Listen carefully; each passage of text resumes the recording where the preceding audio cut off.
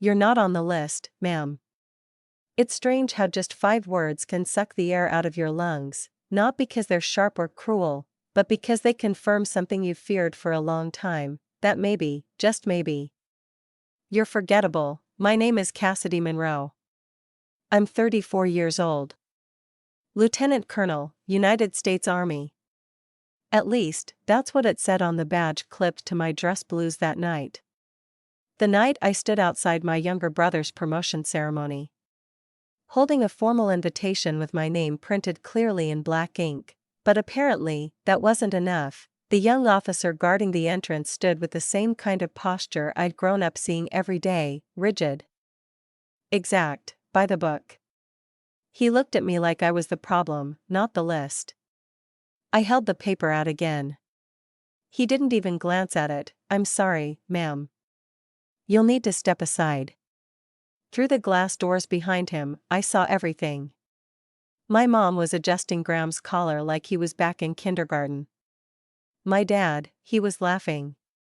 Really laughing. Something I hadn't seen him do in my direction since I was 8 years old. The table inside was full: family, high-ranking friends, familiar faces. Faces that used to kiss me goodnight. Not a single one had noticed I wasn't in the room, and that's when it hit me: this wasn't some clerical error. This was intentional. Not dramatic. Not loud. Just clear. They had erased me. I stood there a few more seconds, like my body hadn't caught up with the truth. Then I folded the invitation in half, slid it into the pocket of my uniform, and told the officer it was fine. My voice didn't shake. But inside? Inside, something hollowed out. Like an old tree finally cracking from the inside. You ever feel invisible, even when you're wearing medals on your chest? If this story's already tugging at something tender inside you, maybe drop a comment, let me know where you're listening from. Sometimes a simple "I'm here" can make a story feel less lonely, so I walked away. My heels echoed too loudly against the cold stone floor. And my uniform? It felt like a costume. My spine burned, not from pride, but from the weight of a truth I should have seen coming, but I didn't. Not really. Some small part of me still hoped, ridiculously, that someone would come running, saying, "Wait. Where's Cassidy?" But no one did. Instead, I stood alone in the parking lot of a rented conference center, coat flapping in the breeze, while my brother basked in chandeliers and speeches and family pride. And look, this wasn't the first time I'd been left out. I grew up in a house where silence was currency, where affection had to be earned, and accomplishments were the only language spoken. Graham always had the bigger bank account. Captain of the football team. First to enlist. First to get a medal. First to have his picture framed on the wall. Me? I was always second. Sometimes not even that. At family dinners, Graham's unit was the topic of conversation. I got questions like, "So, Cassidy, still doing that sneaky recon stuff?" I made captain slower than he did, not because I lacked the skills, but because I didn't know how to schmooze. I wasn't loud. I didn't command a room. I just did the work, quietly, perfectly.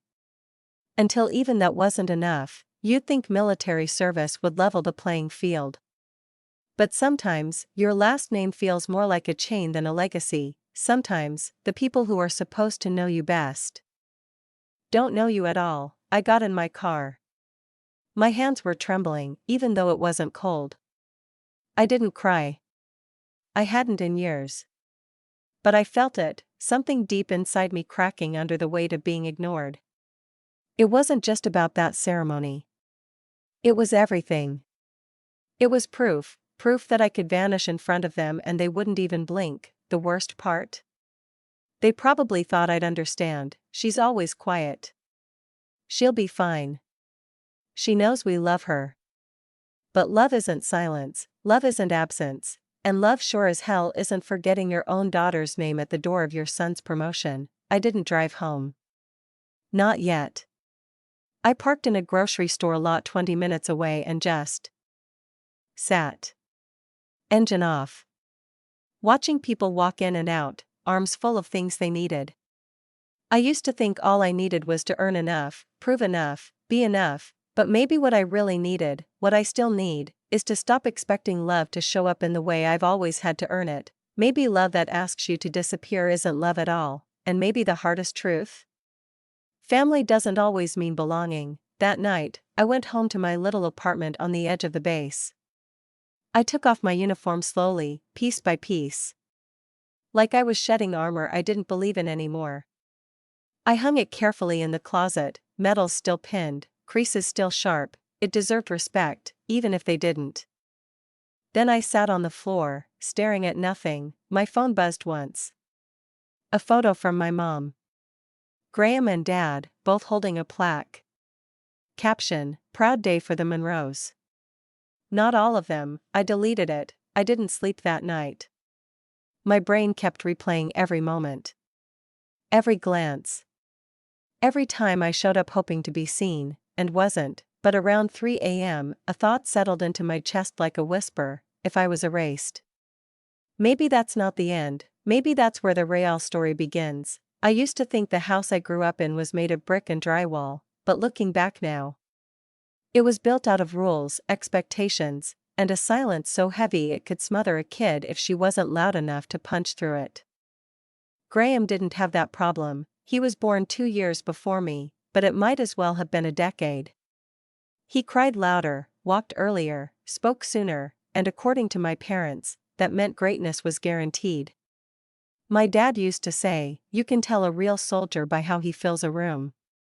Graham didn't just fill a room, he owned it. Me? I was the quiet one. The girl who didn't ask for seconds at dinner because someone might say she was greedy. The daughter who brought home perfect grades and heard, "Well, you should. Your brother did too." Every family has a golden child. I just didn't realize until much later that some families build shrines to them and call it home. My father served in the Navy. 23 years. And he never took a day off from being a drill sergeant, not even in retirement. He was up at 0500 every morning, bed made tight, barking orders in the kitchen like he still had a platoon waiting. My mother? She was no softer. A war nurse turned homemaker with the hands of a surgeon and the heart of a wall. I think she loved us, in the way someone does when tenderness was never taught, only managed. Graham was her pride. I was her shadow. I remember one Christmas, maybe I was 10. I gave my dad a hand-drawn picture of a battleship. I had studied his old deployment photos for hours, getting every detail right.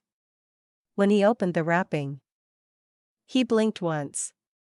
Then set it aside. "Graham's gonna love that new scope," he told my mom. They forgot to thank me. That was the year I learned love wasn't given in our house, it was earned.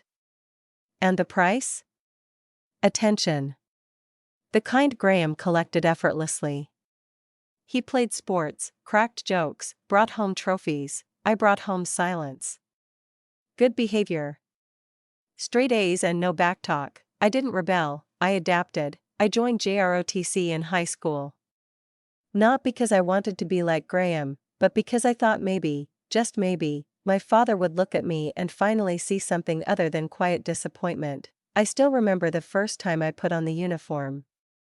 I stood in front of the mirror and whispered to myself, "Maybe now I'll be visible."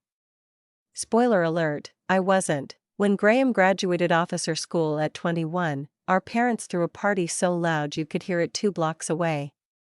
Banners. Flags. A cake that read "To our future commander."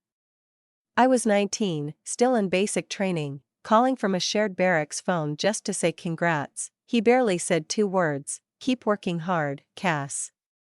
Like I was a new recruit. Like he was already leagues above me. By the time I earned lieutenant, Graham was a captain. Our parents framed his certificates and hung them in the living room.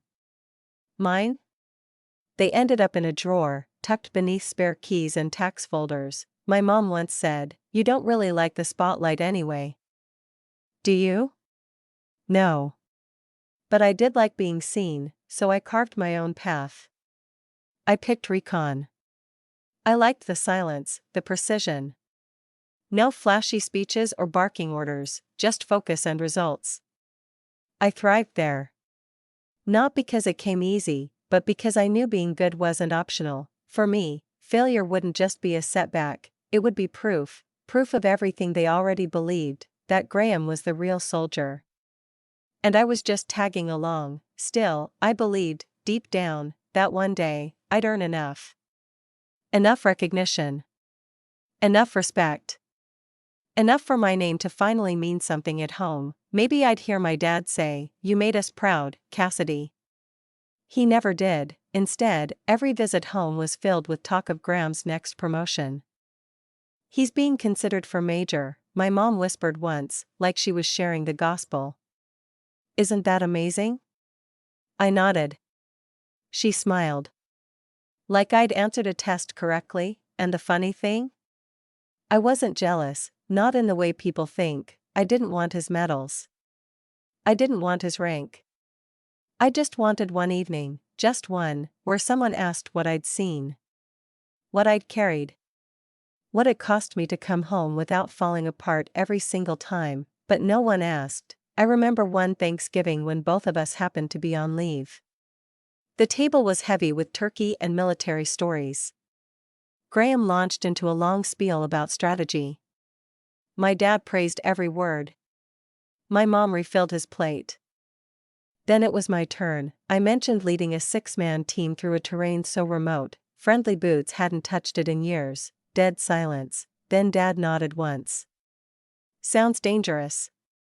You should be more careful." Careful, not brave. Not skilled. Not strong, careful, like I was made of glass. I smiled. I always smiled, but I wonder now, did they even realize how deeply I was learning to disappear? Because the truth is, silence has a cost. When you live long enough unseen, you start to question if you even exist at all. And then came the mission, the one that broke everything, the one that forced the truth into the open. That shattered whatever thin thread I still had connecting me to the people I once called family. The mission that buried more than just names, it buried me. The operation was called Silent Bridge. Sounds routine, right? Like something minor. Something neat and forgettable. But it wasn't. It was 2 years ago. Not long after I earned my 3rd stripe.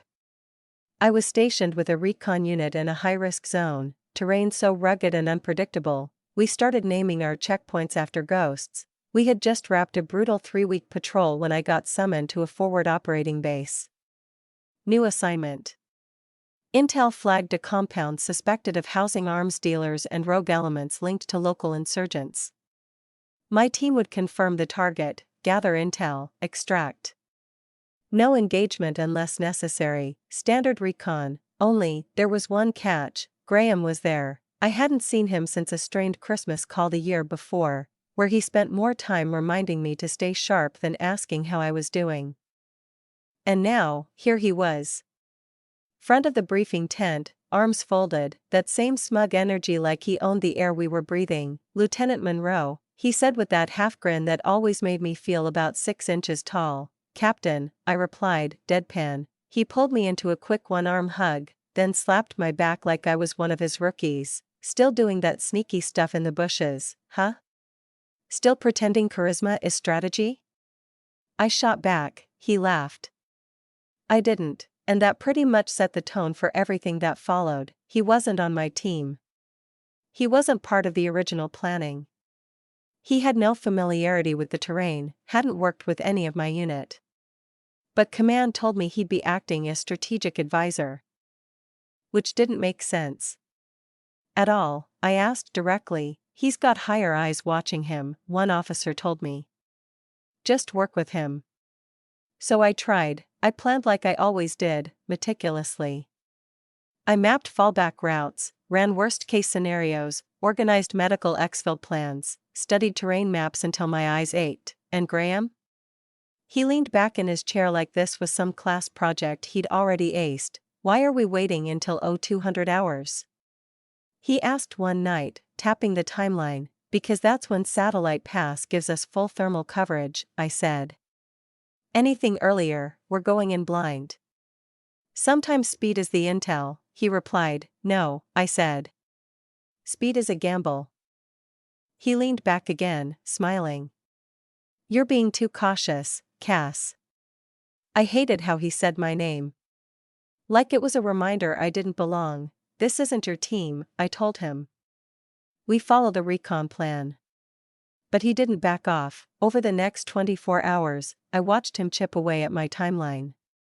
Whispering to officers. Nudging conversations. Throwing just enough weight around to shift the entire operation's pace, until suddenly, quietly, the orders changed. Deployment was moved up to 2,230 hours, 3.5 hours earlier than planned. Outside of thermal range. Without satellite coverage, I wanted to push back. I wanted to yell. But technically? The green light still came from me. I was the one with field command, and I gave it. Maybe I was tired. Maybe I was used to being talked over. Or maybe some old part of me, still aching for approval, just couldn't push back hard enough. I remember standing near the launch trucks that night, humidity thick like glue, the air buzzing with tension. My team was suited up, ready. Faces painted. Weapons checked. Eyes locked on me. I gave the nod. We moved fast. The terrain was brutal. Thick brush. Sharp ridges. Every step swallowed by dirt and silence. I was leading point. Counting seconds. Reading the trees like they held secrets. Then, just past the third ridge, I saw it, a shimmer, the wrong kind of reflection. Down. I shouted, but it was too late. The blast cracked the sky open like a scream. A fireball surged from the ground, heat slamming my chest, throwing me sideways into a tree. My ears rang. My legs buckled. Corporal Dean, he'd been 10 feet ahead. He took the full hit. I crawled to him, mud smeared across my arms. His vest was shredded. His mouth moved, but no sound came. He died before I could stop the bleeding. I radioed for evac, but comms were scrambled. Static. Useless. We fired signal flares, but one of the helos took fire on approach and spiraled out of the sky before it could land. It was chaos, 2 dead. 5 injured, and me, I was the commander who had greenlit it. When we finally made it out, I collapsed next to the LZ, staring at the sunrise like it had betrayed me too. No tears. No screams, just guilt, and this relentless voice in my head saying, "You knew better. You didn't follow the plan. You let him bend it." And now people are dead. The debrief was ice cold. 3 officers. 1 silent observer. A blinking red recorder. "Why did you authorize early deployment, Lieutenant Monroe?" "I was advised." The window had narrowed. I replied, "Who advised you?" I wanted to say it. Every part of me wanted to scream his name, but technically. He hadn't ordered anything, he'd just suggested. Just enough to shift blame without owning it. "Captain Monroe," I said, finally. The silence that followed felt like a lid sealing shut. "And what authority did he have over your decisions?" "None." And that was it. Graham never showed at the inquiry. He submitted a short statement, something vague about joint pressures and on-ground discretion. No mention of our argument, no mention of the push that changed everything. A week later, the final report landed: failure to follow operational protocol, resulting in avoidable casualties. Recommendation: suspension pending further review. My rank stayed. Barely, but my credibility, gone. Graham, he got promoted. When I saw the subject line in that report email, I just stared. 10 minutes. Hand on the mouse. Waiting for the words to rearrange themselves. They didn't. I opened it. Suspension effective immediately. Further review pending. 1 paragraph, 4 sentences. My name.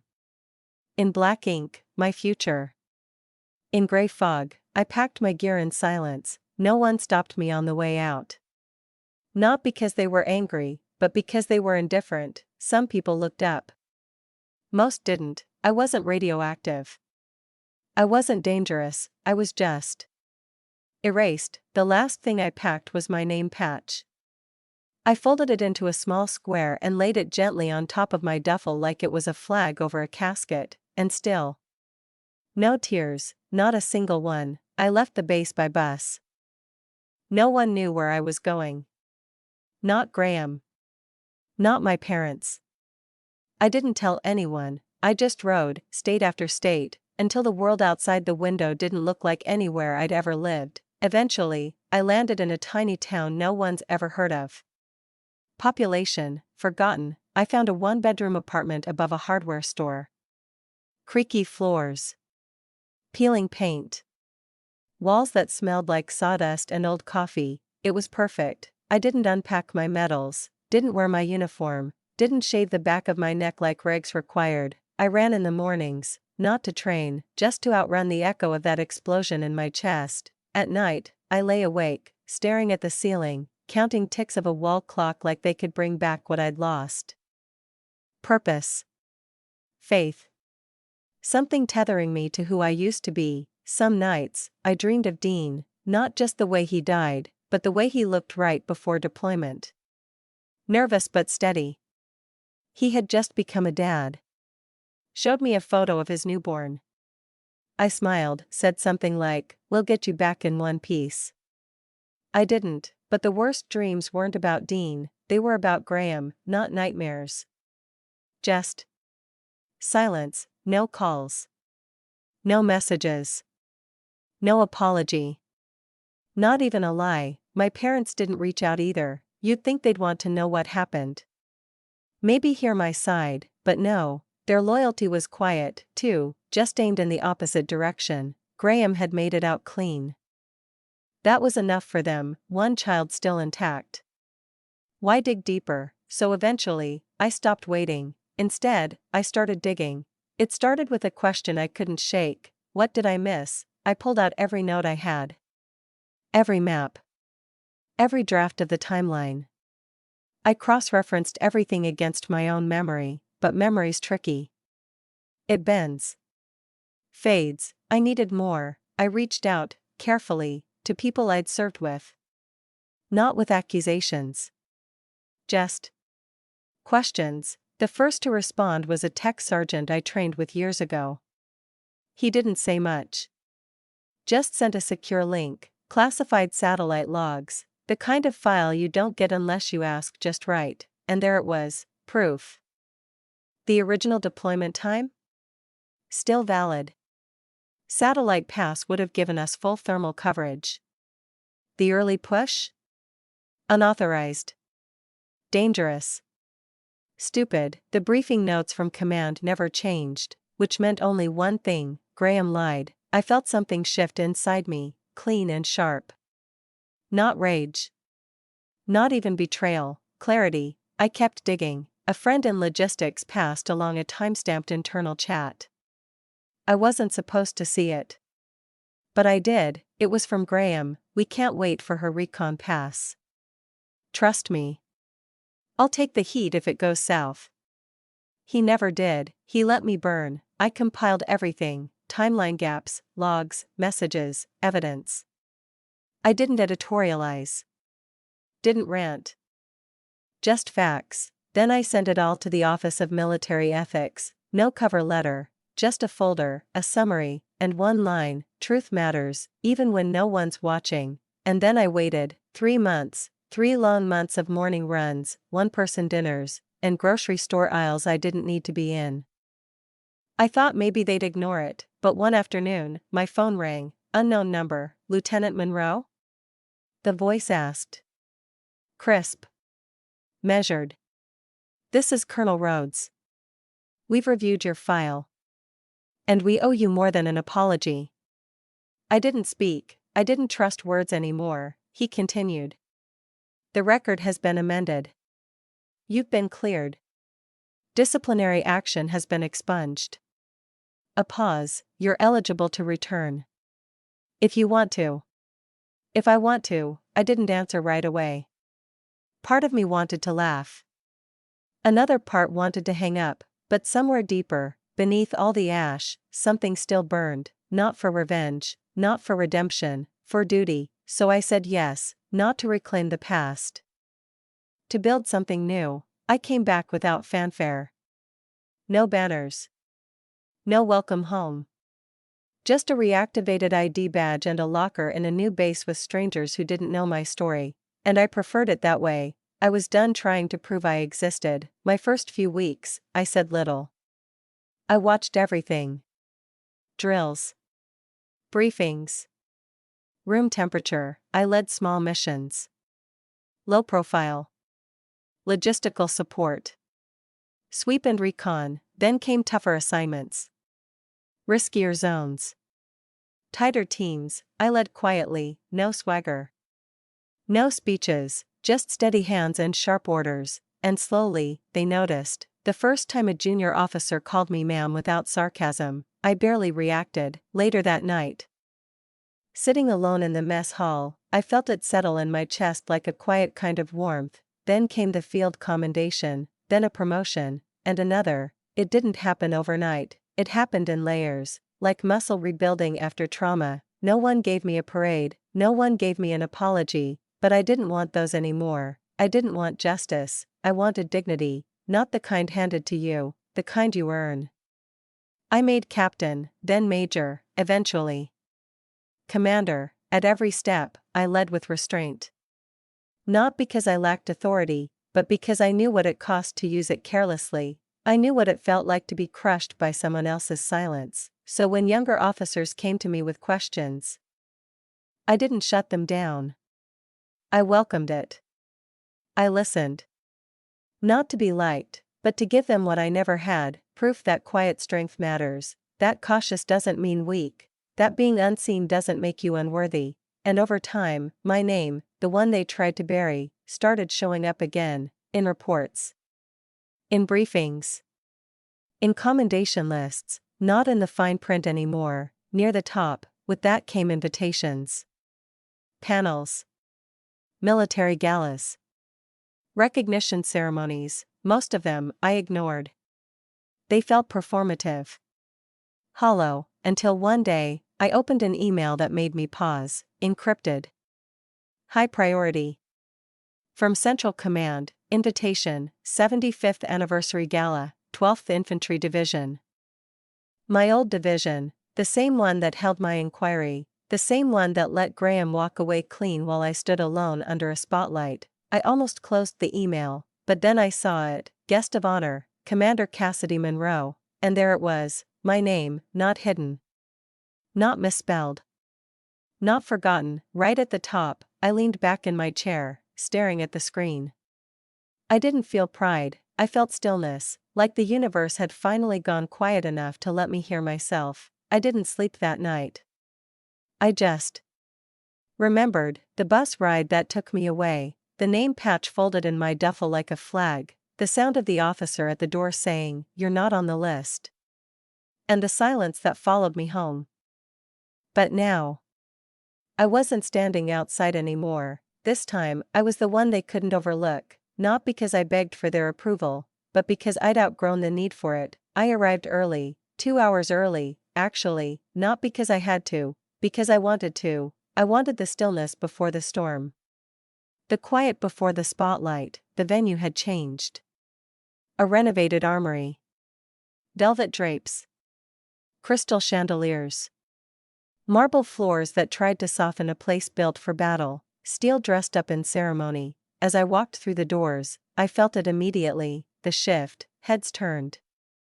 Eyes followed. Not with scandal, but recognition. They knew who I was, not because of Graham. Not because of my last name, because of my stars, because of my record, because of what I'd built when no one believed in me. My uniform was flawless. 4 stars gleaming at the collar. Ribbons aligned like a heartbeat. Every crease sharp. I didn't need to say a word. The room rearranged around me. Commander Monroe, a colonel, greeted me. I had briefed him the year before. There was awe in his voice. Respect. Others followed. A lieutenant I once trained, a major who shadowed one of my units, a woman from logistics who named her daughter after me, each one a reminder. I wasn't erased, I just started writing my story on a new page. Eventually, I reached the front of the hall. A massive digital display rotated through the evening's honorees. There it was, guest of honor, Commander Cassidy Monroe. I stared longer than I should have, not because I was shocked, but because some small piece of me, the little girl who once sat at her kitchen table begging to be seen, needed to see it. No one could say I wasn't on the list now. I didn't sit right away.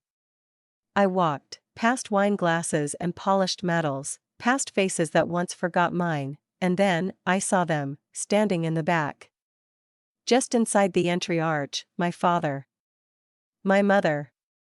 Graham, grouped together like a portrait frozen in time, my father's posture? Still rigid. Chin high. But his eyes. They were scanning. He didn't look proud, he looked surprised, like he didn't think I'd actually show. My mother stood with her hands clasped, tight, like she was holding on to something fragile. Guilt, maybe. Graham looked older, not aged, but tired. Like someone who'd been running for a long time and knew the finish line was catching up. He saw me, he didn't smile, he just nodded, and somehow, that felt more honest than anything he'd given me in years. But I didn't approach them, not yet. This moment was mine. The program began. Speeches. Introductions. The usual pomp and protocol, applause echoed, rising and fading in waves. Then the host took the mic, and now, he said, we honor a name many of you know. But perhaps not the full story. A ripple moved through the room. Tonight, we recognize a leader who returned not from exile, but from endurance. Who rose not through noise, but with unshakable precision and relentless service. A name once overlooked. Now impossible to ignore. He paused. Please welcome our guest of honor. Commander Cassidy Monroe. Applause, not polite, powerful, earned. I stood. Walked slowly to the stage. The 4-star general shook my hand, pinned the medal to my chest, and leaned in. They'll write this one down, he whispered. They offered me the mic. I hadn't prepared a speech. But silence now would have felt like surrender, so I stepped forward. Found them in the crowd, my father, my mother, Graham, all watching now. I wasn't supposed to be here, I said, a shift in the air. Years ago, I stood outside a hall just like this. Same uniform. Invitation in hand. And was told I wasn't on the list. More silence. That day, I walked away. Not just from the building. From the people who never asked why. Eyes turned toward Graham, but I didn't walk away from who I was. My voice didn't shake, I rebuilt myself. Quietly. Painfully. And when the truth came back around, I didn't ask for revenge. I asked for my place. A beat. This medal isn't redemption. It's recognition.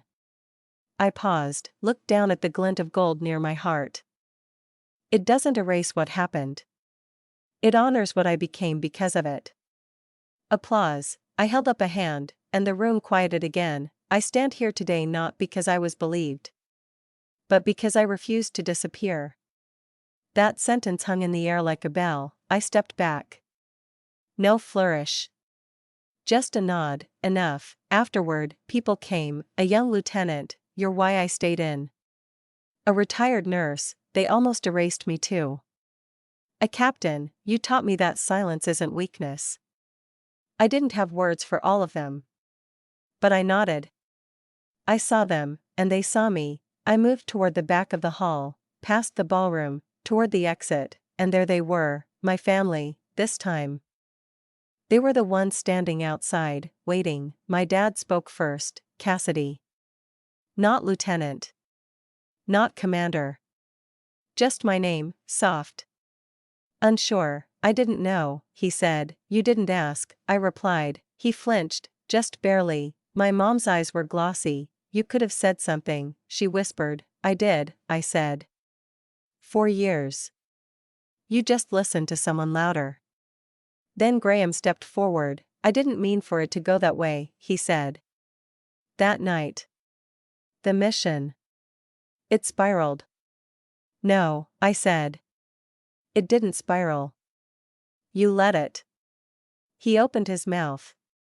Closed it again. I'm not here to fight, I added. I'm not here for closure.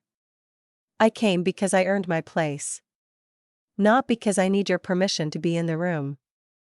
Silence, but this time I owned it. You taught me that family means loyalty, I said. But you broke that rule first. You believed I failed, before you ever asked why. Then I turned to Graham. I don't hate you. But I'll never forget what you let happen. I carried that alone. And I learned how to grow stronger carrying it. I stepped closer. Calm. Certain, I don't need a seat at your table anymore. I built my own. They didn't argue, they didn't defend, because they knew there was nothing left to say. I stepped outside, into the night, cool air, quiet stars, not the ones on my collar, the ones above, shining down not just on the building behind me, but on the path ahead. Some people spend their whole lives chasing family, trying to earn love that always slips just out of reach. Me, I stopped chasing. I stopped shrinking to make others comfortable, because I was never too much, they were never enough. Now, I lead, not because the world finally sees me, but because I finally saw myself. Cassidy Monroe.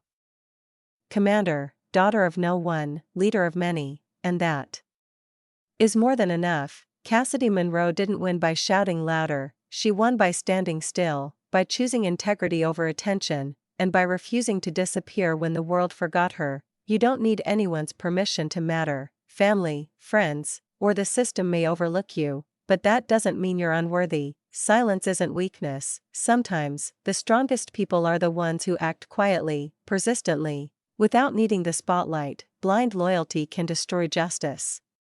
Cassidy's family stood by the louder sibling, and in doing so, nearly erased the one who stood for truth. You don't need to sit at their table. You can build your own, and invite only those who see your worth without being asked. Truth matters, even when no one's watching, because sometimes, the person you save by speaking up is yourself. If you've ever felt like the invisible one, if you've ever been told you're not on the list when you knew you belonged, if you've done everything right, and still ended up erased, don't disappear. You don't need to scream, you just need to stay standing. Drop a comment and say, I'm still here. Or tell us where you're tuning in from, your city, your country, your time zone, because maybe, just maybe, someone else needs to know they're not the only one sitting in a parking lot, staring out the windshield, wondering if they still matter. Don't forget to subscribe if this story spoke to something you've carried for a long time, and if you know someone who's ever been made to feel invisible, send this video to them, not to reopen the wound, but to say, I see you. I believe you. You're not invisible anymore.